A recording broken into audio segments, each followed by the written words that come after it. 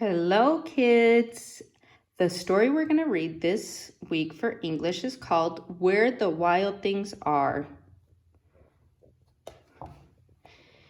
That night, Max wore his wolf suit and made mischief of one kind and another. His mother called him Wild Thing, and Max said, "I'll eat you up." So he was sent to bed without eating anything.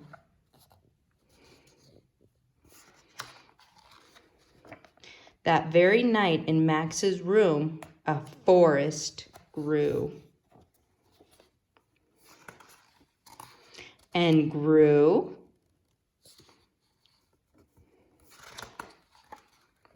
And grew until his ceiling hung with vines and the walls became the world all around.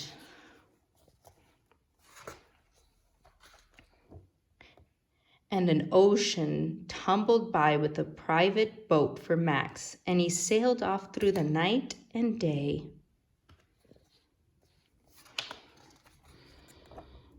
And in and out of weeks and almost over a year to where the wild things are.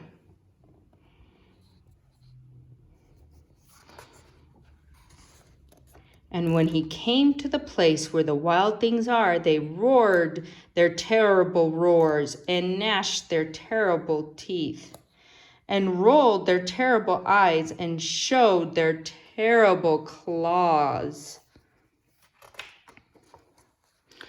Till Max said, "Be still," and tamed them with the magic trick of staring into all their yellow eyes without blinking once, and they were frightened and called him the most wild thing of all, and made him king of all wild things. "And now," cried Max, "let the wild rumpus start."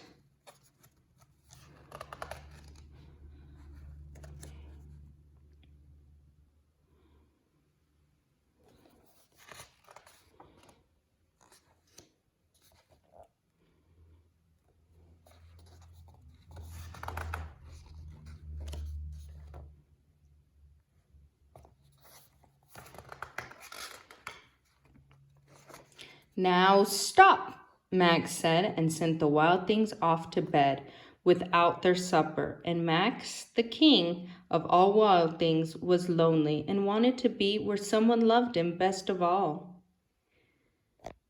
Then all around, from far away across the world, he smelled good things to eat.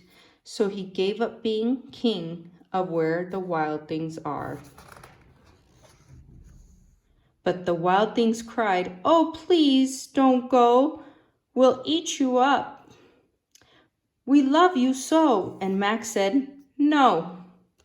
The wild things roared their terrible roars and gnashed their terrible teeth and rolled their terrible eyes and showed their terrible claws. But Max stepped into his private boat and waved goodbye.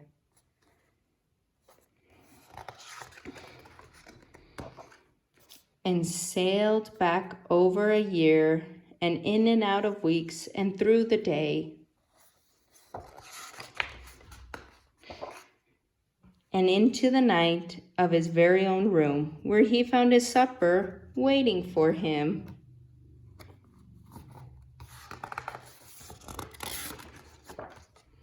And it was still hot. The end.